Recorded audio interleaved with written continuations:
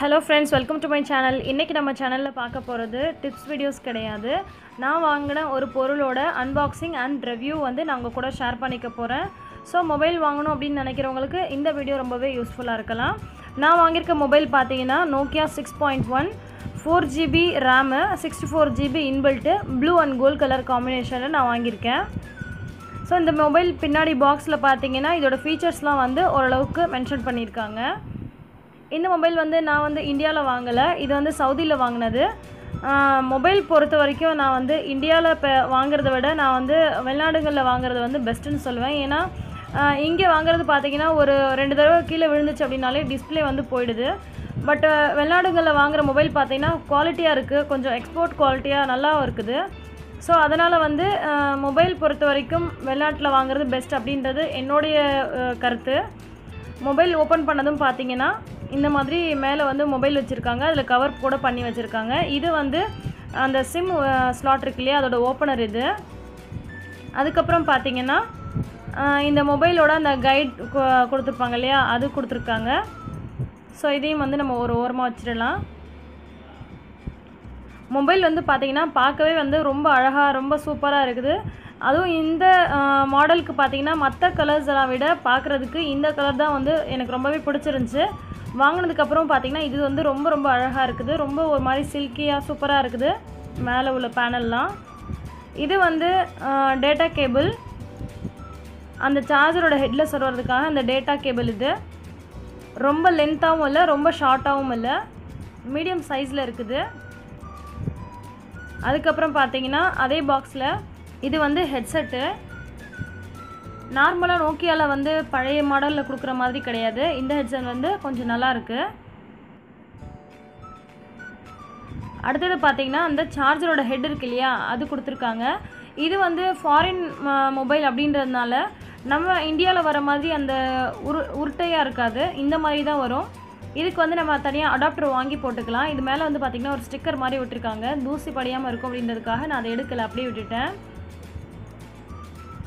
So நம்ம data கேபிளை வந்து இதில் அப்படியே கனெக்ட் பண்ணிட்டு நம்ம சார்ஜ் போட்டுக்க வேண்டியதான். சார்ஜிங் பார்த்தீங்கன்னா 1 ஹவரில் வந்து 100% வந்து நமக்கு ஏறிடுது.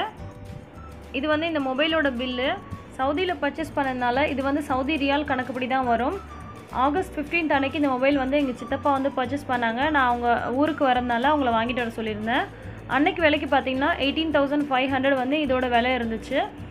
100 ரியால் வந்து நமக்கு டிஸ்கவுண்ட் பண்ணியிருந்தாங்க. ஸோ வந்து 16,500க்கு வந்து நமக்கு இந்த மொபைல் கிடச்சிது. அன்னைக்கு நம்ம ஊர் ஷோரூமில் ப்ரைஸ் பார்த்தீங்கன்னா 90,000 கிட்ட விற்றுச்சு.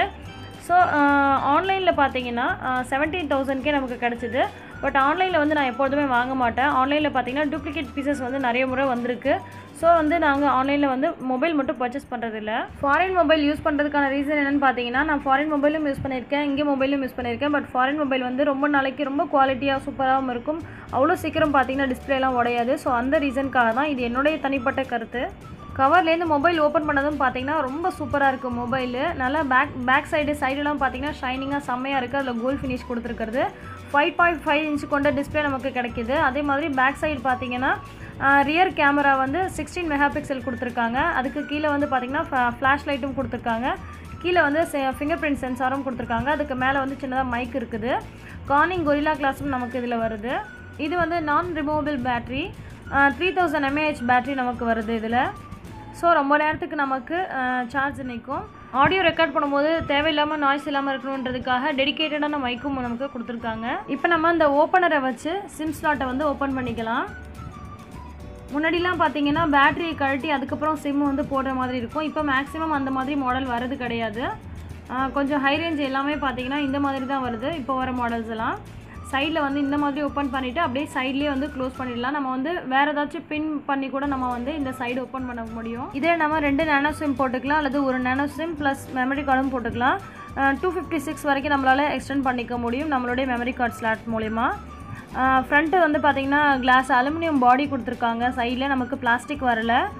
அதே மாதிரி பார்த்தீங்கன்னா ரொம்பவே ஃபாஸ்ட்டாக சூப்பராக இருக்குது மொபைலு.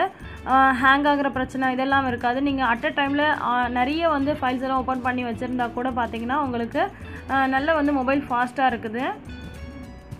இந்த மொபைலில் இன்னொரு நல்ல விஷயம் பார்த்தீங்கன்னா தேவையில்லாத எந்த அப்ளிகேஷன்ஸும் நமக்கு வந்து கொடுக்கல.